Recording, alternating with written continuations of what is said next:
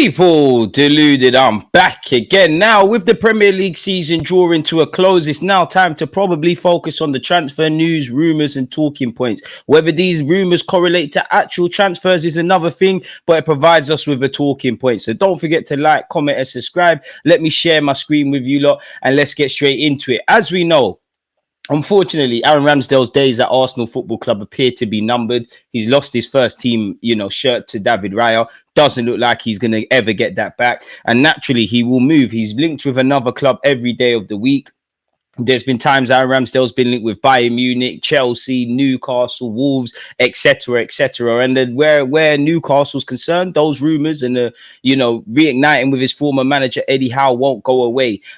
Arsenal apparently have identified his replacement, allegedly Justin Bijlow, forgive me for mispronunciation, who has 8 Dutch caps, is being considered as a challenger to David Raya, and we're eyeing the final goalkeeper as Aaron Ramsdale heads for the exit. Whether he leaves before the Euros or after the Euros, it does feel inevitable, really. The Dutch keeper is alleged to be a transfer target for Arsenal. The Telegraph have said Arsenal are considering a move for Feyenoord goalkeeper Justin Bijlow as a potential replacement for Aaron Ramsdale, who's expected to leave the club this summer. Arsenal are looking at options in the goalkeeper market, and the Telegraph Sport understands the Dutch international features on a list of targets. The likely departure of Ramsdale, who is of interest to Newcastle, will create a space in the squad for a goalkeeper who can compete with David Raya for a starting position. David Raya is currently at Arsenal on loan from Brentford, but his transfer will be made permanent this summer with a deal worth around 30 million already agreed. Raya has established himself as Mikel Arteta's number one after replacing Ramsdale in the pecking order after just a few games of the 2023-24 campaign. The Spaniard ended the season with the Premier League Golden Glove Award for the goalkeeper with the most clean sheets. Allegedly, Bijlow, 26, has made 8 appearances for the Dutch national team, has 2 years left on his current deal at Feyenoord, and is actually being linked with Liverpool and linking up with their new manager. Apparently, this Dutch newspaper, The Telegraph, which first revealed Arsenal's interest, reported that the goalkeeper will be available for significantly less than the 21 million price tag that was placed on him last year. Bijlow made international headlines last year when he threw a stray ball onto the pitch in order to stop FC 20 scoring against his team. He had raced out of his area to make a tackle and was stranded on the sidelines, with 20 hoping to swiftly attack the open goal, but immediately launching a second ball on the pitch, he prevented 20 from taking a quick throw in. So, I mean, that's good footballing IQ, right? Why was you out there in the first place? So, who knows? The best thing for me is a discount. If he's significantly cheaper than last year, then in theory, that should give us room to maneuver where wingers and strikers and central midfielders and probably defenders are concerned as we look to get a bigger squad, keyword squad, obviously the starting 11, but keyword squad, so that we can compete even better with Manchester City for the Premier League title. The Telegraph Sport reported earlier this month that Ramsdale is of interest to Newcastle. Eddie Howe previously worked with Ramsdale when he was the manager of Bournemouth and is keen to reunite with the England international should Newcastle be able to produce an acceptable offer. Arsenal are also keen to strengthen their front line, and as reported by the Telegraph Sport earlier this month, are among the clubs who are interested in RB Leipzig and Sevilla forward Benjamin Sesko. In an interview with Sport Club earlier this week, Sesko's agent said Leipzig are trying extremely hard to keep the 20-year-old, who is believed to have a release clause of around 55 million. I can say that there's interest in Benjamin both from the Premier League and from Italy.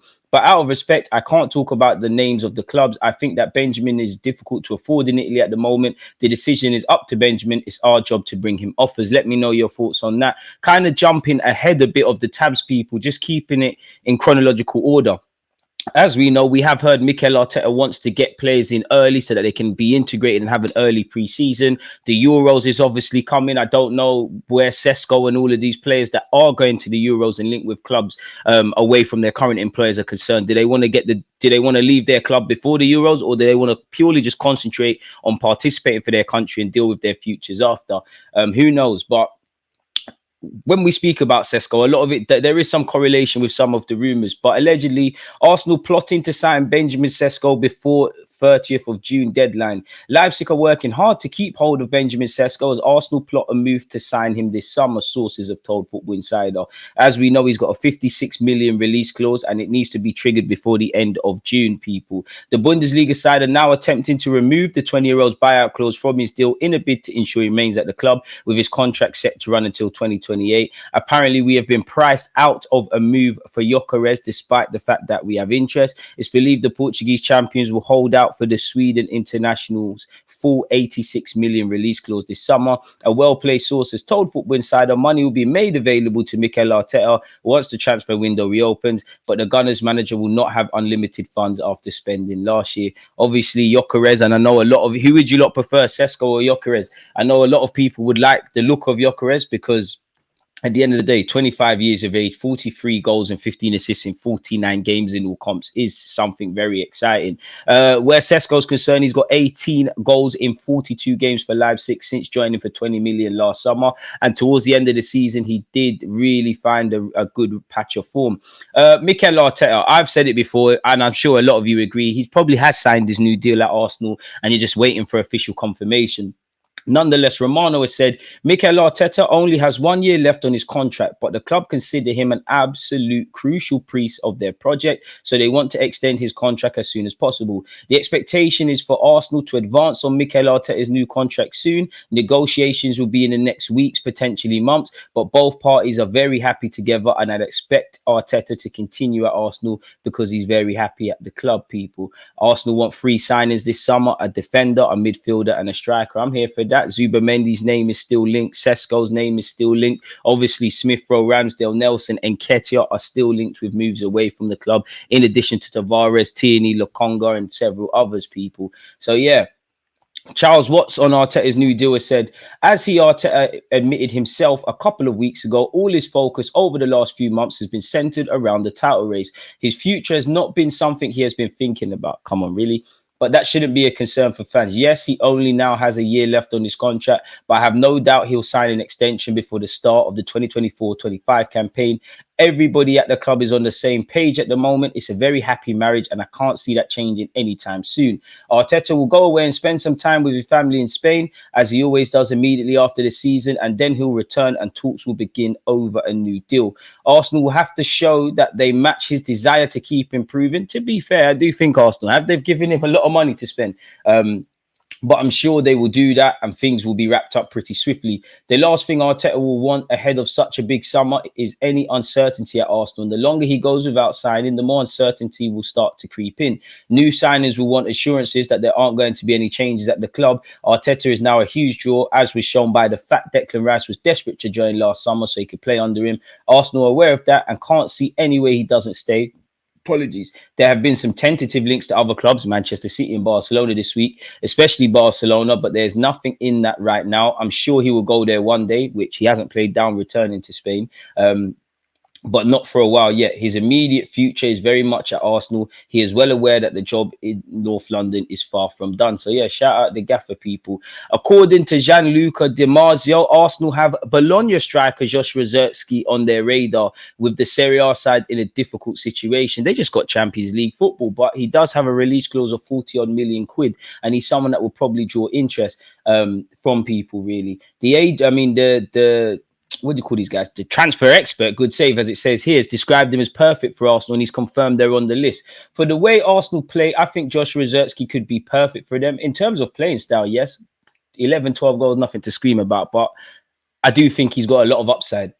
I know he's on their list, but I don't know if he's the priority. He's also on the radar of Juventus and Milan, and at the moment, he is the perfect young striker for all of them. Zerkzee has a strange situation with his contract, as Bayern have the option to buy him back for 40 million euros. But if Bologna sell him to other clubs, they'll only get 60% of the transfer fees. Great business from Bayern Munich, probably very naive in hindsight from Bologna.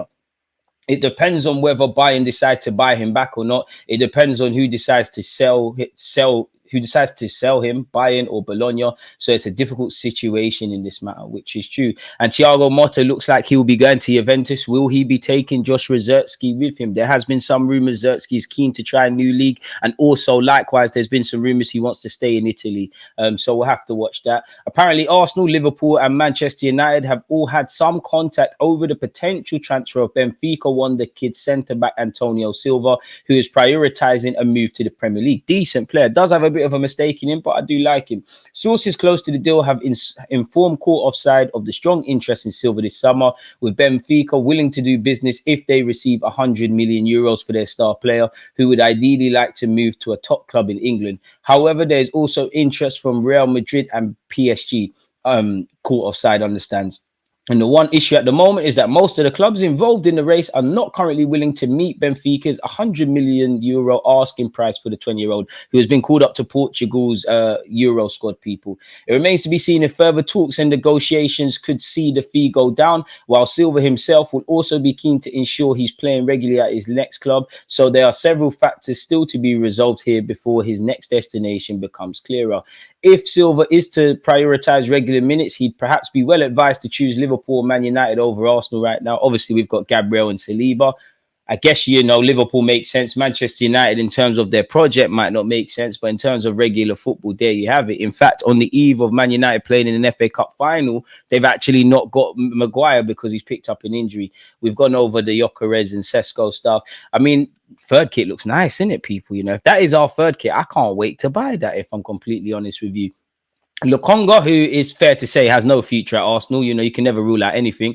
Apparently, he's agreed to part ways this summer after holding talks with the club over his future. He did quite well at Luton, didn't pull up any trees, and with the greatest of respect to Luton, who the table don't lie, they deserve to go down, but they gave a good account of themselves. As I said, with the greatest of respect to Luton, if a Belgium international Anderlecht Academy grad Arsenal central midfielder cannot stand out in a promoted championship side into the Premier League, then there's an issue there. The problem with him is you're not trusted enough to be the number 6, and I don't think you're good enough to be a lone 6. I think you, right now, probably better in an 8, but it's not really an Arsenal 8. So, yeah, we wasted the money. It went wrong. It is what it is, people. He's got 2 years left on his deal, 1 year remaining plus the option, 24 years of age. We're talking about question marks in midfield. One question mark hasn't been, can Lokonga add anything? Now, we'd love to wake up and he looks like the next Yaya Toure, like Vincent Kompany once said. And Kompany's actually becoming Bayern Munich manager, so you might as well take him with you, if I'm honest with you. Apparently, Luton would love to keep him, but obviously, once they were relegated from the Premier League, that became obsolete. Lokonga will hope to attract plenty of interest this summer after putting in some impressive performances over the course of the season. We all know he had a good partnership with Ross Barkley, and he earned praise from Jurgen Klopp. Lokonga, when you see him playing, you think, oh, he's an Arsenal player and they loaned him. Says everything. Interesting. All right, come buy him, Liverpool, then. Come buy him. He joined us for 15 million, which I thought it was a bit more, but fair enough. Just hasn't set the ground, like hasn't done anything. Apparently, it was made clear to Lokonga last summer that he would not be part of Arsenal's first team plans, and there was interest from Burnley in him. Luton, however, won the race. Apparently, Lokonga has since held talks with Arsenal ahead of this summer, with all parties agreeing it's best to part ways now. Fair enough, Lokonga, man. Safe, really. Charles Watson said, I still believe Joel Hatto remains the top target should Arsenal look to strengthen the left-hand side of defence. The interest in Hatto remains, despite him signing a new contract at Ajax. I wouldn't be at all surprised if they make an attempt to bring him in the summer. Bring him and check out the analysis video I did on him. I mean, if this is our away kit, the third kit and the away kit look lit, and apparently this is some other merchandise to be released this summer, that's wavy. I mean, it's not the... Nah, I'm not really a fan of the hoodie, but fair enough. Apparently, Newcastle have put Elise at the top of their transfer target list for the summer, but the player would prefer a move to Man United. Can we get involved in that?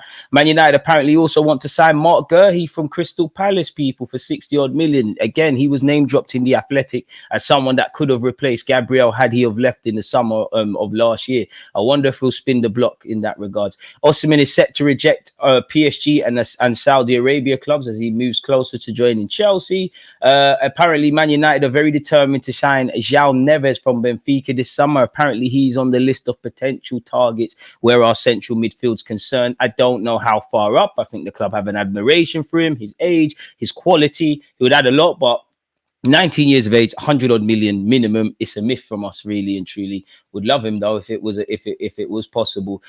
Charles Watts has said, you know, from some of the discussions that I've had in the last couple of days, I'm not sure Gyökeres will happen or could happen. I don't think we're going to see a huge transfer in terms of financial outlay. I think we'll see some good transfers from Arsenal that will make the squad a lot stronger, but I'm not sure we're going to see something along the lines of potentially a Declan Rice, someone pushing that 100 million mark that Gyökeres will. You never know what the club's planning, and whether we're signing, you know, players for big money or hardly anything, as long as they add something to the squad, then that's fair enough. So with that being said, people, let me know your thoughts on everything we've discussed. Don't forget to join, you know, my other videos, turn on your notifications, join the debate, and let me know in the comment section what you feel. Subscribe if you haven't. Most importantly, stay safe, stay blessed.